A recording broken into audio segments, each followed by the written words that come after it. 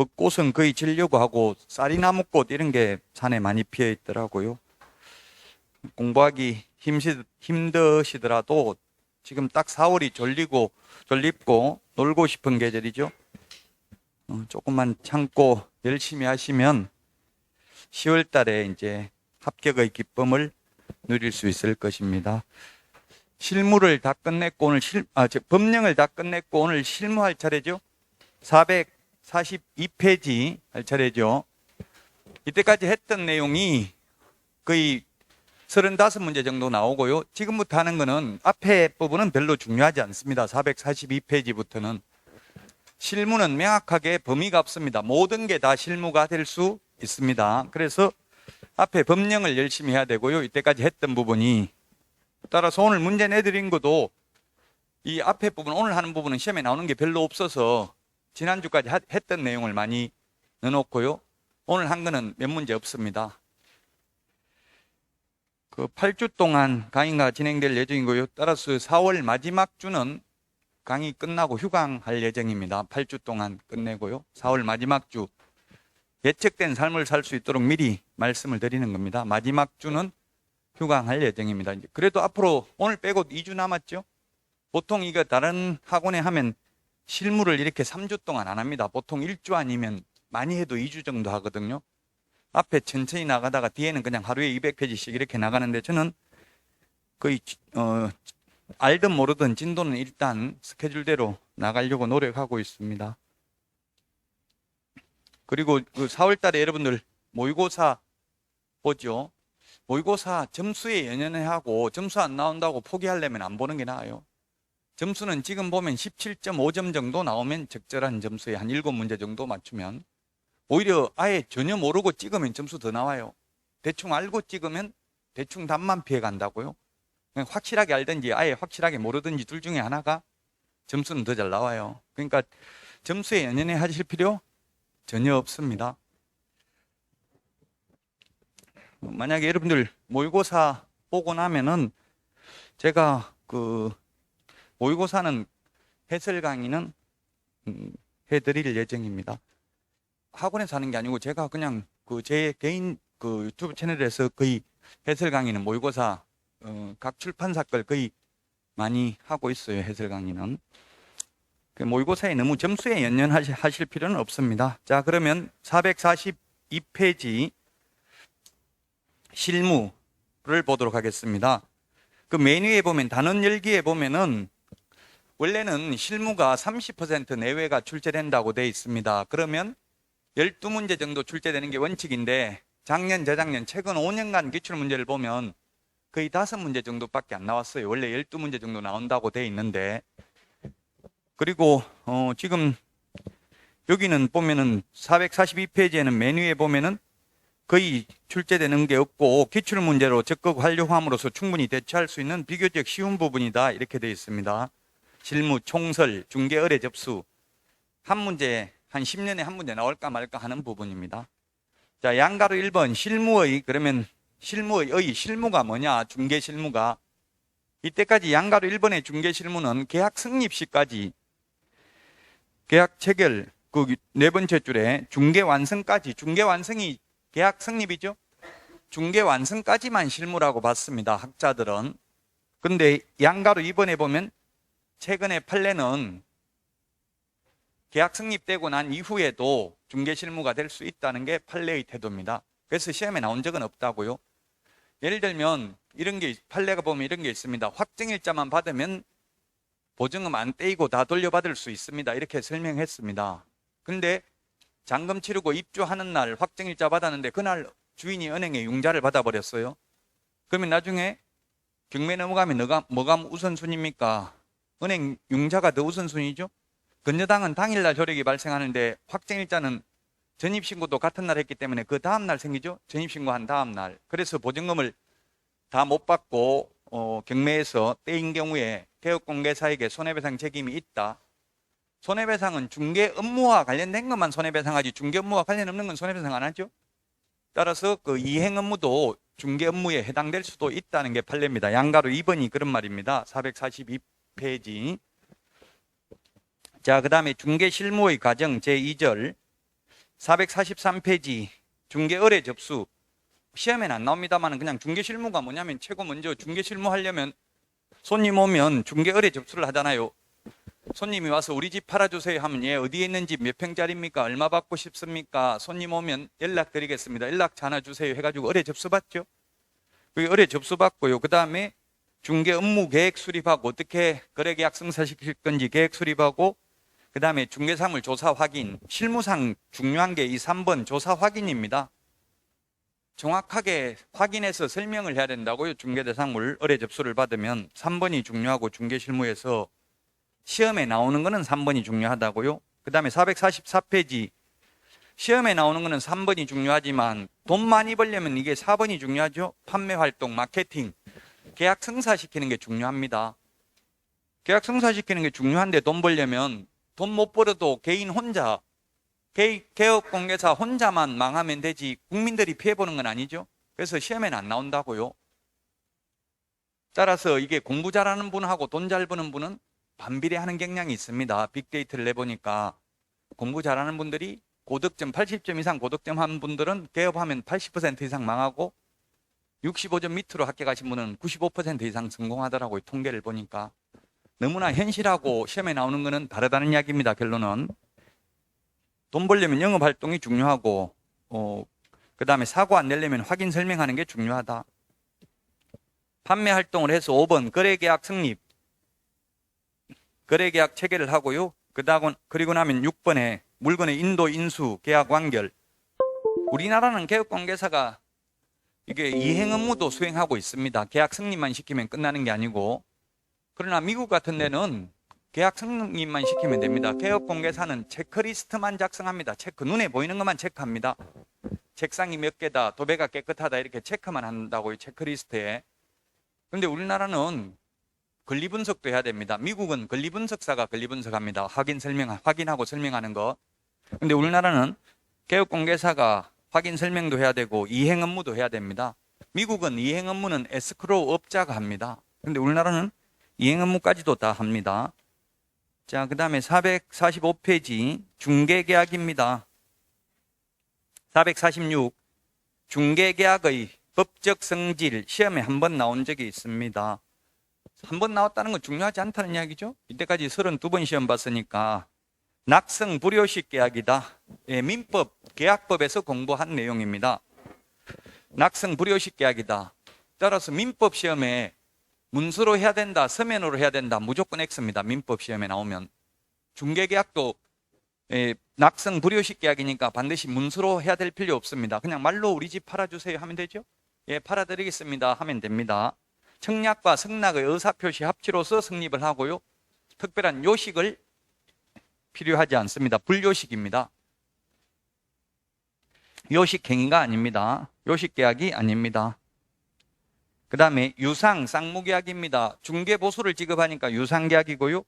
쌍무계약, 무상계약 하면 X고요. 쌍무계약인데 편무계약이라고 하면 X입니다. 쌍무라는 것은 쌍방에 의무가 있는 게 쌍무계약, 편무는 한쪽에만 의무가 있는 게 편무계약이죠. 쌍무계약입니다. 쌍무계약이라는 것은 판례인데 옛날에는 쌍무계약이 아닌 걸로 봤는데 그렇다고 해서 쌍무계약이라고 해서 개업공개사가 거래계약을 성사시킬 의무가 있는 건 아니죠. 성사시키기 위해서 노력을 할 의무가 있다고 해서 조건부 쌍무계약, 특수한 쌍무계약, 편무계약에 가까운 쌍무계약 판례는 이렇게 보고 있습니다.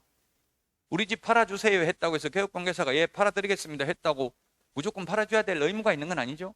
팔리도록 노력만 할 의무가 있습니다. 그것도 의무라고 보고 조건부 쌍무계약, 편무계약에 가까운 쌍무계약 이런 말을 하고요. 그 다음에 3번 위임계약 유사하다. 민법에 15가지 계약의 종류가 있죠. 전형계약. 이게 비전형계약이라고 했는데 전형계약은 무슨 말입니까? 전형계약이라는 말은 민법 법전에 형태가 있는 계약을 전형계약이라고 합니다. 비전형계약이라는 말은 민법 법전에 형태가 없다는 뜻입니다. 민법에는 15가지 전형계약이 있습니다. 매매, 교환, 임대차, 현상광고, 도급, 임치 등 15개가 있죠. 전형계약. 14개 계약이 있었는데 하나 더 신설됐잖아요. 여행자 계약이 하나 더 신설돼서 15개가 있는데요. 중개계약이라는 말은 없습니다. 원래 16개 계약, 중개계약도 전형계약으로 신설되려고 했었습니다. 입법 예고될 때는. 그런데 신설되지 못했습니다. 따라서 위임계약하고 비슷하다, 똑같지는 않다. 그러나 비전형계약이다. 민법에 이름이 형태가 없다고 해서 비전형계약. 무명계약이라는 말도 무명, 없을 무자, 이름이 없다는 이야기. 어디에 이름이 없다? 민법 법전에 이름이 없다고 해서 무명계약이라고 합니다. 그래서 시험에 유명계약, 전형계약 하면 X가 되겠습니다. 그 다음에 447, 4번 민사중개계약입니다. 상사중개가 아니고 민사중개라고요. 상사중개는 상행위를 중개하는 것을 상사중개라고 하고요. 상행위 이외의 것을 중개하는 걸 민사중개라고 합니다. 직업중개, 혼인중개, 부동산중개 이런 게 민사중개입니다. 따라서 우리 개업공개사들도 옛날에 1970년도까지 복덕방 할 때 부동산 중개업법이 제정되기 전까지는 이 민사중개를 업으로 했기 때문에 복덕방에서 혼인중개도 하고요.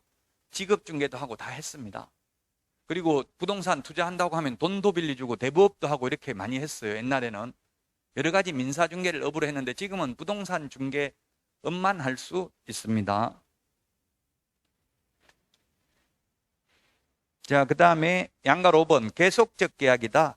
일시적 계약이 아니고요. 매매 계약은 일시적 계약이고 임대차 계약은 계속적 계약이죠. 중개 계약도 계속적 계약입니다. 임의 계약입니다. 계약 체결이 강제되어 있는 게 아니고요. 혼합 계약이다. 도급, 임치, 현상 강고 등 여러 개가 섞여 있는 형태를 띠고 있다.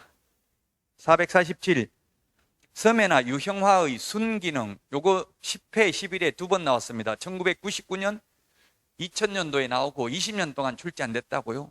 10년 동안 출제 안 된 거는 공부 안 해도 됩니다. 저도 이거 오늘이 마지막입니다. 이 강의는 요 파트는 다음부터 말 안 합니다. 이거는 이제 시험에 20년 동안 안 나왔기 때문에 마지막으로 한 번은 말해야 되잖아요. 한 번도 말 안 했기 때문에 한 번은 말하겠다고요. 서매나 유형화의 순기능입니다. 사실은 역기능이 아니고 순기능. 즉 말로 하는 것보다 문서로 서면으로 중개계약서를 적으면 좋은 점을 말하는 겁니다. 역기능이 아니고 순기능. 1번 기본 내용의 확정 기능, 2번 분쟁 예방 및 해결 기능, 3번 자주적 통제 기능. 시험에 이게 10회 때 1999년 제가 시험 봐서 합격할 때 이게 나왔는데요. 자주적 통제 기능이 아니라 그 당시 뭐라고 나왔냐면 관주도 기능 이렇게 나왔어요. 관주도 기능 X. 답이 관주도 기능 X 이게 답이었다고요. 자주적 통제 기능. 서면으로 문서로 작성하면 나타나는 순기능이 아닌 것은 해가지고 답이 관주도 기능이었습니다. 관주도라는 것은 관이 뭡니까? 관청, 등록관청이죠. 즉 관에서 개입하는 것은 자꾸 분쟁이 생기면 관에서 개입하잖아요. 분쟁이 생기면 경찰서에서 가입하고 관공서가 경찰서, 시군구 이런 거잖아요. 등록관청에서 개입해가지고 업무 정지하고 이런 거 하잖아요. 분쟁이 생기면. 따라서 서면으로 문서로 적으면 분쟁이 안 생기니까 관에서 개입 안 하고 자주적 통제 기능 스스로 알아서 할 수 있다는 이야기입니다. 자주적 통제 기능이 있고요. 이게 한 번 시험에 출제됐고요. 부동산 투기에 대한 예방적 기능이 있다. 그 다음에 양가 5번 유통시장의 정비 근대화 기능이 있다. 말로만 하면 수시로 말을 뒤집을 수 있고 그런 말은 한 적 없다 이렇게 할 수도 있는데 투기에 대한 예방적 기능이 있고 유통시장의 정비 근대화 기능이 있다. 한 번 시험에 나왔으니까 이 정도만 하고요. 그 다음에 중개계약의 유형. 중개계약의 유형, 요건 감정평가사 지금 부동산학 원론에 자주 출제되더라고요. 근데 중개실무에는 거의 안 나옵니다. 중개계약의 종류, 일반 중개계약, 2번 독점중개, 그 다음에 450페이지 3번 전속중개, 4번 공동중개, 5번 451페이지 순가중개계약이 있습니다. 451페이지 기출문제를 보니까 올해가 32회인데 지금 16회 때 나오고 안 나왔잖아요. 거의 뭐 한 15년 이상 출제 안 된 파트라고요. 중요하진 않다. 다 그렇지만 중개계약의 종류는 기억하고 있는 게 좋겠죠. 중개계약 5가지 보도록 하겠습니다. 조금 전에 칠판에 봤던 거 중개계약의 종류입니다. 뭐 중요해서 별표한 건 아닙니다. 그냥 별표를 하게 되었네요. 중개계약의 종류인데 첫 번째 일반 중개계약. 일반 중개계약이 있고, 요거 일반 중개계약을 미국에서는 이것을 오픈 리스팅이라고 합니다. 오픈 리스팅. 그 다음에 독점 중개 계약. 그 다음에 거기에 있는 게 전속 중개 계약. 그 다음에 순수가 뭐예요? 공동입니까? 독점임? 공동, 순가. 자, 시험에 나온 게 이 중에서 공인중개사법에 명문 규정이 있는 중개계약은 요 두 개입니다. 공인중개사법에 명문 규정이 있는 것은 시험에 명문 규정 이렇게 출제된 적이 있습니다. 명문 규정 직접 법조문에 있는 것을 말하죠. 명문 규정 있는 것. 명문 규정이 있는 게 이 두 가지입니다. 명문 규정. 1번하고 3번 두 개밖에 없다. 그래서 시험에 독점이나 공동, 순가라는 말은 법조문에 어디에도 없다고요. 우리 공인중개사법에. 시험에 따라서 잘 안 나온다. 자, 일반 중개계약이라는 건 뭐냐면 우리나라에서 일반적으로 이루어지고 있다, 보편적으로 이루어지고 있다고 해서 일반 중개계약 또는 보통 중개계약 이런 말을 쓰고, 미국에서는 오픈 리스팅, 오픈되어 있다, 열려 있다 이 말이죠. 리스팅이 여러 가지 의미가 있잖아요. 목록, 살생부 이런 거 뭐 여러 가지 의미가 있잖아요. 리스팅이라는 거, 리스트 작성한다. 자, 그러면 리스팅이 중개계약이라는 말도 있거든요. 일반 중개계약은 뭐냐면 의뢰인이 여러 개업 공인중개사에게 경쟁적으로 중개를 의뢰하여 이 중에서 가장 먼저 거래계약을 성사시키는 개업 공개사에게만 중개보수를 지급하면 되는 형태입니다. 이렇게 하다 보니까 미국에서 이 오픈 리스팅은 소송의 초대장이라는 말이 있을 정도로 분쟁이 많았습니다. 따라서 이제 미국에서는 독점 중개를 권장하고 있습니다. 미국 공인중개사 협회에서는. 이게 우리나라가 가장 이제 이 일반 중개 계약을 하고 있기 때문에 가장 힘든 게 같은 동료들끼리 배신하는 경우가 굉장히 많아요. 왜? 먼저 거래 계약을 성사시킨 개업공개사 한 명만 중개보수를 다 받으니까, 그러다 보니까 거짓말하고 속이고 이렇게 할 가능성이 많죠. 그렇게 해야 먼저 계약을 성사시킬 수 있기 때문에 지금 그래서 국가권익위원회에서는 이게 의뢰할 때, 내놓을 때 일정 금액을 3만 원이든 5만 원이든 실비를 미리 받고 나중에 계약이 성사되면 중개보수에서 그 금액을 빼고 받는 이런 걸 권고했습니다. 앞으로 그렇게 법을 좀 만들어라고. 우리는 100군데 구경시켜도 중개보수 거래계약 성사 못 시키면 한 푼도 못 받죠. 변호사는 승소 못해도, 소송에서 승소 못해도 수임만 하면 수임료를 받잖아요. 물건을 수임을 하면, 사건을 수임하면 수임료를 받는데 우리는 의뢰받았다고 해서 돈 한 푼도 못 받고 거래계약을 성사시켜야 받는다고요. 그렇게 해서, 그러니까 어떻게 해서든지 사기를 치서라도 계약을 성사시키려고 한다고요. 돈을 받으려면. 이게 우리나라 고질적인 문제입니다. 그래서 앞으로 독점 중개로 바뀌어야 되는데, 저도 국토부에 독점 중개로 바꾸자고 하니까 개업공개사 수준 차이가 너무 많아가지고 아직까지는 우리나라에서는 시기장소도 안 된다고 하고 있어요. 미국에는 이제 독점 중개인데, 독점 중개는 저도 미국 그 뉴스에 나오는 거 보고, 미국 뉴스가 아니라 우리나라 뉴스에 미국 그 부동산에 대해서 나온 걸 보고 놀랐는데, 미국의 그 부동산 회사가 유럽에 브리핑하러, 확인 설명하러 전용기 타고 갔다고 나오더라고요. 전용기 4천만 원 들여가지고, 비용 들여가지고 브리핑하러 간다 하더라고요. 유럽에, 미국서 중개사물 확인 설명하라고 하루. 부동산 얼마짜리인지 보니까 4천억짜리더라고요. 4천억짜리면 8% 받는데 8% 중개보수를.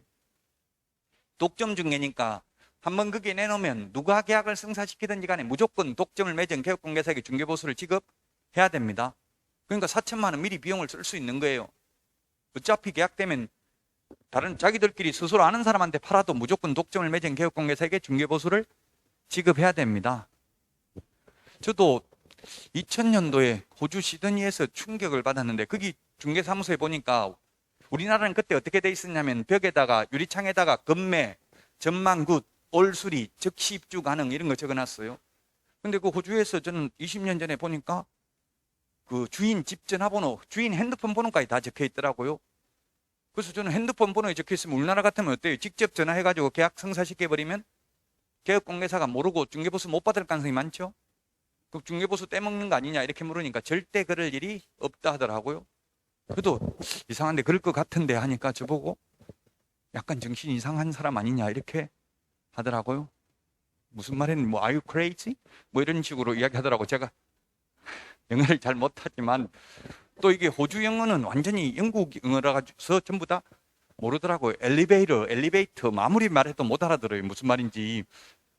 그러니까 뭐 리프트 이렇게 다르다더라고요. 그 영국 영어가. 어쨌든 그래서 독점 중개 호주 뭐 영연방 국가가 엄청나게 많잖아요. 캐나다 이런데 캐나다도 영국 국왕이 그 최고 통수권자죠. 영국 국왕 다 그 사진 걸려 있더라고. 캐나다도 캐나다, 영국, 호주, 뭐 뉴질랜드 다 마찬가지죠. 자, 어쨌든 이런 나라들 영연방 국가들 다 지금 독점 중개를 하고 있습니다. 미국도 마찬가지고요. 따라서 독점 중개가 개업공개사에게는 가장 유리합니다. 무조건 중개보수 받으니까 누가 계약을 성사시켰든지 간에. 근데 우리나라에는 독점은 없고 이제 전속이 있고요.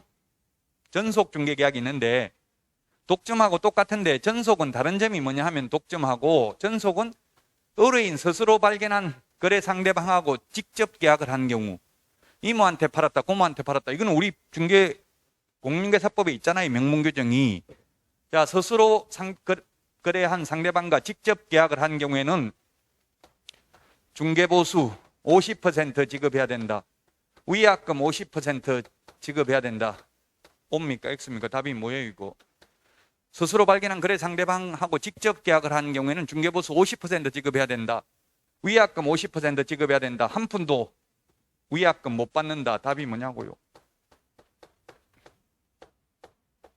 1번? 전속중개계약 앞에서 이건 했어요. 전속중개계약을 체결했는데 의뢰인 스스로 발견한 거래 상대방하고 직접 거래한 경우 중개보수 50% 받는다. 위약금 50% 받는다. 위약금 한 푼도 못 받는다. 답은 3번이죠. 한 푼도 못 받아요. 위약금이나 중개보수는 비용만 받잖아요. 비용만 받는데 비용 지출한 게 없으면 한 푼도 못 받아요. 그 비용의 한도가 중개보수의 50%까지만 인정되죠. 이게 독점하고 다른 점입니다. 독점은 스스로 발견해도 무조건 중개보수 지급해야 된다고요. 그러나 우리나라에는 없다고요. 독점 중개가.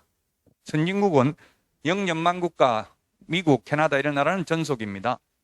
전속이 아니라 독점 중개 계약입니다. 자, 그 다음에 공동중개. 공동중개라는 것은 두 사람 이상의 개업공개사가 개입되어서 거래를 성사시키는 것을 말합니다.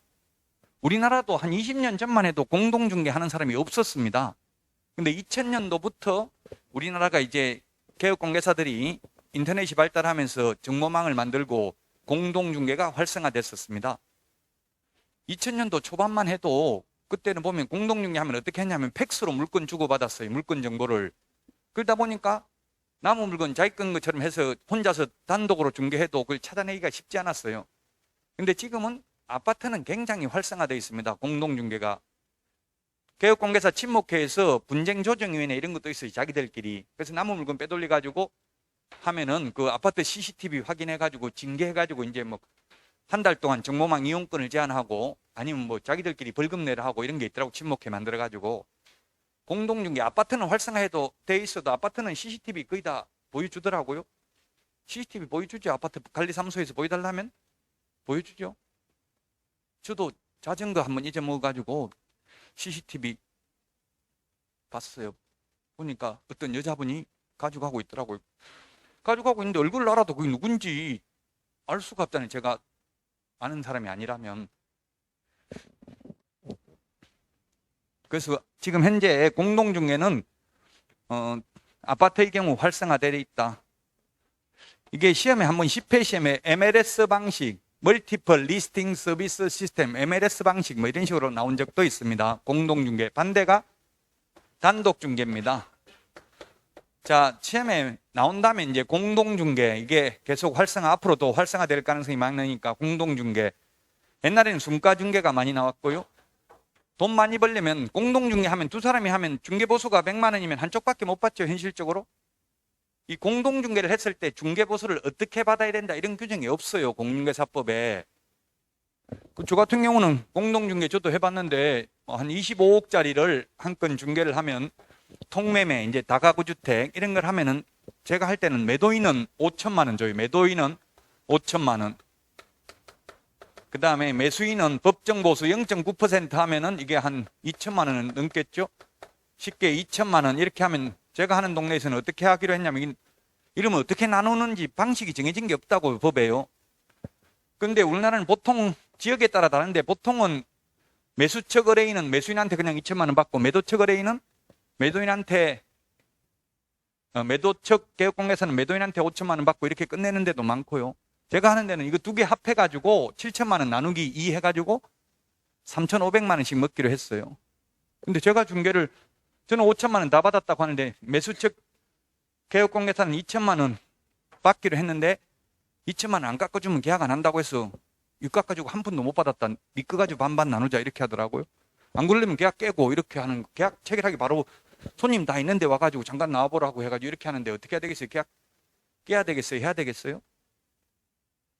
저는 마음 약해서 다 했어요. 그러니까 소문나가 저 인간은 강하게 밀어붙이면 다 따라온다 이렇게 해가 전부 다 저하고 하는 사람은 전부 다 막판에 다 이렇게 이야기하더라고. 한 푼도 나는 못 받았다. 니 것만 가지고 반 나누려면 하고 안 그러면 계약 뭐 없던 걸 하고 그냥 깨자 이렇게 하는데 지금 저는 2,500이라도 벌어야 되잖아 이거. 그래서 맨날 반반 나눠 먹고 제 거 가지고 이렇게만 했어요. 그러니까 이런 거 한번 적발되면 싸우고 욕하고 부동산 잘하는 사람들은 보면 2년 전년 욕하다가 당장 또 오후에 언니 물건 있어요 하고 전화 연락 와. 그렇게 돌변할 수 있어야 되는데 차마 그 짓을 못 하겠더라고. 저는 한 번 싫으면 막 영원히 싫고 이러니까 영원한 적도 영원한 친구도 없어요. 이게 영업 잘하려면은 금방 막 욕하고 싸우다가 또 금방 언니 술 한잔 먹어 하고 주고 이렇게 해야 돼요. 이게 공동중개하면 이제 이런 일이 많이 있을 수 있어요. 그러니까 같은 동료들한테 배신당하면 저는 그래서 그럴 때마다 그냥 폐업을 했어요. 슬퍼서 이거 돈 벌면 뭐하냐 싶어서 폐업을 해가 제가 9번인가 폐업을 했더라고요. 그리고 또 마약이기 때문에 폐업을 했다 또 조금 있으면 또 하고 싶어요. 희한하더라고요. 이 마약이니까 한번 이 길을 들어서면은 영원히 벗어날 수가 없어요. 이게 한 건만 하면 돈 되는데 싶어서 또 상처가 아물면 또 개업을 하게 된다고요. 2명 이상이 개입되어서 중개하는 게 공동중개, 혼자 하는 게 단독중개인데 토지 같은 경우는 한 5명 정도 개입돼요. 그리고 토지 하면 뭐 몇 천만 원, 5천만 원 받아봐야 토지를 매일 계약할 수 있는 게 아니라 1년에 한 건 할까 말까인데 한 번 하면 5천만 원 받아면 5명 개입되면 1,000만 원씩 나누면 돈이 되지도 않는다고. 토지에 너무 목매일 필요 없어요. 토지 뭐 1억 받아봐도 5명, 6명 개입되고 이러면은 맨 싸우고 분쟁이 많이 생겨요.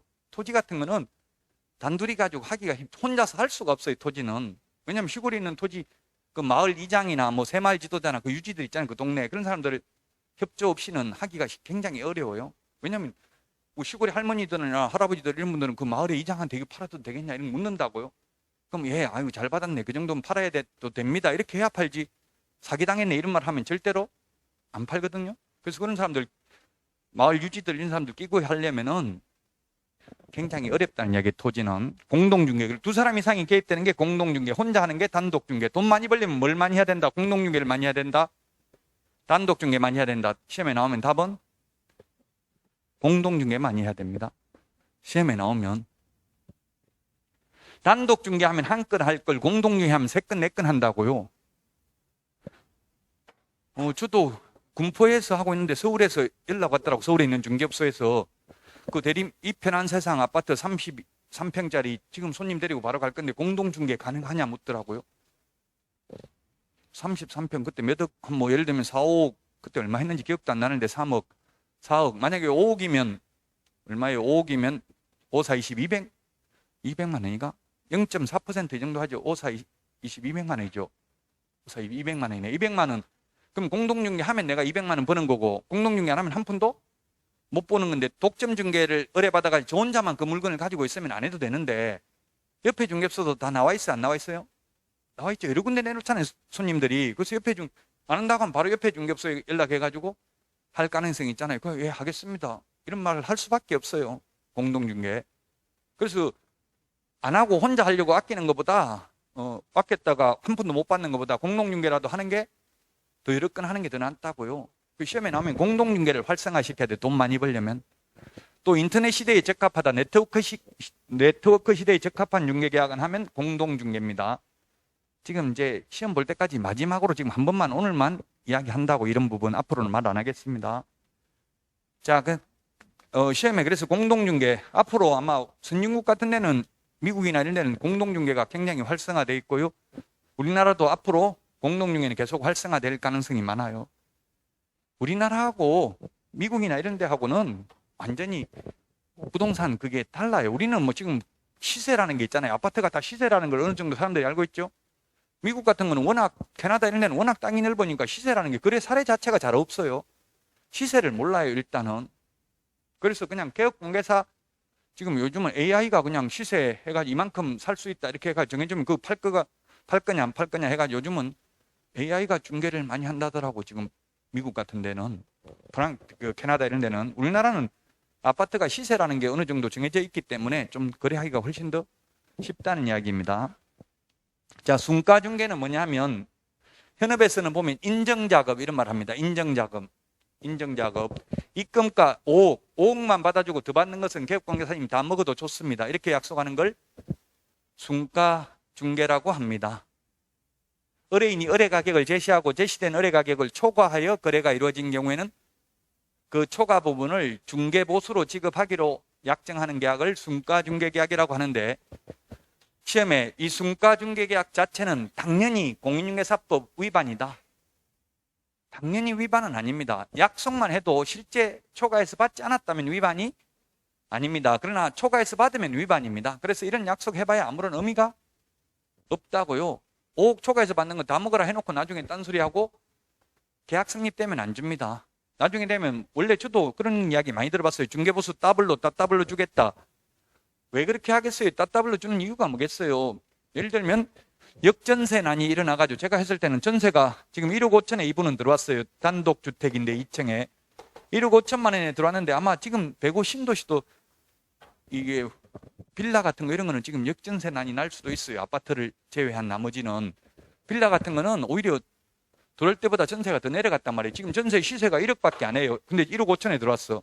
그게 지금 이사는 나가야 된다고, 이 세입자 이런 사람을 구해야 되는데 들어올 사람 있어요, 없어요? 시세가 1억인데 주인한테 돈 내달라고 하니까 세입자 들어와야 내준다, 돈 없다, 이렇게 한다고요. 그럼 개업중개사무소에 와서 이게 따블로 줄 테니까 빨리 좀 빼달라, 이런 경우 많이 있다고요. 그럼 시세보다 훨씬 비싼데 이게 나가냐고요. 아무리 따블로 주더라도 중개보수를.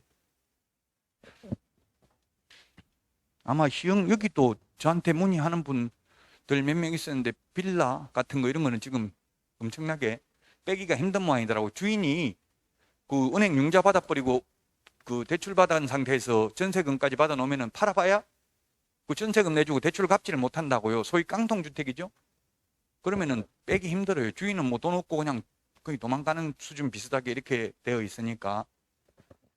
저도 그래가지고 많이 당한 적이 있어요. 옛날에 전세는 나중에 받아낼 수 있다 생각하고 무조건 전세로 했다가 못 받는 경우가 많다는 이야기입니다. 월세 내면 아까워가지고. 자, 그래서 순가중개계약이라는 것은 당연히 위반은 아니지만 초과해서 받으면 위반이다. 옛날에는 순가중개계약이 많이 나왔다가 지금은 시험에 나온다면 공동중개가 앞으로 활성화시켜야 되니까 많이 나올 가능성이 있다. 직접 공인중개사법에 명문 규정이 있는 건 2개밖에 없고요. 투기를 조장할 우려가 가장 높은 건 순가중개계약입니다.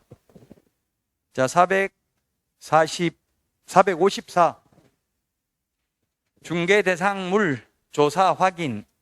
중개대상물 조사 확인부터가 이제 실무상 중요합니다. 아까도 이야기했잖아요. 권리관계가 실체 권리관계와 일치하는지 부합하는지 확인하고 설명해야 됩니다. 확인하고 점 찍고 설명이지 들은 대로 전달만 하는 게 확인 설명이 아니죠. 확인하고 설명을 해야 됩니다. 조사 확인하는 방법. 455 의뢰인을 통해서 확인하는 방법. 2번 공부를 통해서 확인하는 방법. 그 다음에 458페이지 현장 조사를 확인하는 방법 3가지가 있는데, 이 3가지 중에서 어느 방법을 이용하는 게 가장 바람직할까요? 현장? 3개 다 해야 됩니다. 많이 하면 많이 할수록 좋습니다. 시험에 그런 게 출제됐습니다. 권리관계는 공부에 있는 내용만 정확하게 조사하면 족하다. X라고요.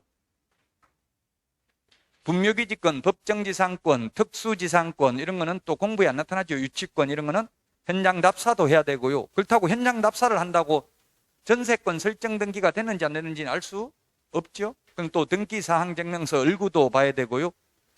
가장 중요한, 가장 현실적으로는 1차적으로 의뢰인한테 물어봐야 돼요. 어디에 있는 집입니까? 면적이 어떻게 됩니까? 뭐 이런 거 의뢰인한테 물어보고 공부를 떼보고 의뢰인이 말한 내용과 일치한지 확인하고 또 현장 답사도 한 번 더 해보는 게 좋겠죠.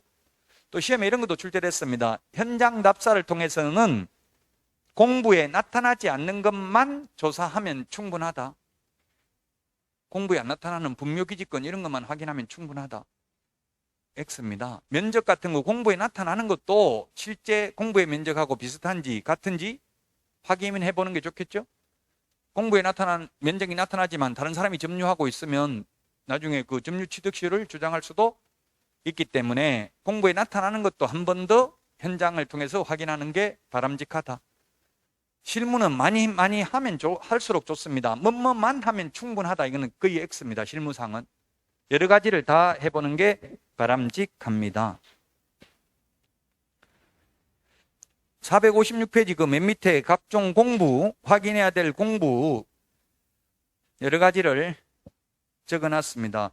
근데 지금 현실적으로 중개업소에서 지금 본인 확인하는 게 중요한데 신분증하고 그 다음에 등기사항증명서 현실적으로 현업에서 이 두 개만 지금 확인하고 있습니다. 현실적으로 현업에서 등기필 정보를 봐야 되는데 이걸 안 보고 있다고요. 등기필 정보를 확인하지 아니한 경우에 개업공개사에게 손해배상 책임이 있습니다. 파주에서 그런 일이 있었다고요. 토지가 수용됐는데도 아직까지 등기는 원래 소유자, 처음 소유자 이름으로 돼 있는 것을 기하로 그걸 또 팔아먹어 버렸다고요. 개업공개사가 중개를 했는데 등기필 정보를 확인 안 했다고 신분증하고 등기사항증명서 보니까 소유자로 돼 있는 거 맞아요. 그러나 민법 187조에 의해서 수용보상금을 지급하면 등기 없이도 물권 변동 효력이 생기죠. 그래서 이미 국가 소유라고요. 등기는 국가 앞으로 안 돼 있어도 그런 경우 개업공개사가 등기필 정보를 확인 안 했으므로 손해배상 책임이 있다는 판례가 있어요. 등기필 정보는 재발급 안 되죠. 소유자만 가지고 있다고 이걸 꼭 확인해야 돼요. 판례가 등기필 정보까지. 등기필 정보에 보면 앞에 그 일련번호, 비밀번호 나와 있는 게 50개 스티커처럼 붙어 있더라고요. 예, 그래서 이거 등기필 정보 이거 분실했다고 하면 법무사들이 한 10만 원 정도 받아요. 5만 원에서 10만 원 정도 받는다고. 법무사가 확인해야 되거든. 진짜 소유자라는 걸. 만약에 그 진짜 소유자가 아니면 나중에 법무사도 책임져야 되니까 5만 원에서 보통 10만 원 받더라고요. 등기필 정보 분실했다고 하면.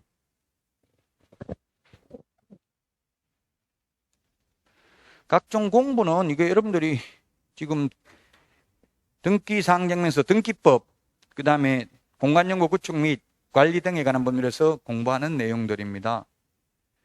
이 부동산 종합정보망 맨 밑에 그 456페이지 부동산 종합정보망이라는 게 있는데 이 부동산 종합정보망은 여러분들이 한번 인터넷에 한번 치보세요. 일사편리입니다. 일사편리 이게 종합정보망인데 이게 인터넷에 치보면 일사편리에 들어가면 14개 공부를 다 발급받을 수 있습니다. 일사편리에서 14개 공부를 일사천리가 아니고 일사편리. 이게 아니면 부동산 종합정보망이라고 치더라도 이게 일사편리로 연결될 거예요. 있습니까? 일사편리. 여기에서 그 14개 공부를 직접 발급받아서 확인해 봐야 됩니다. 일사편리에 들어가면 다 확인이 가능합니다.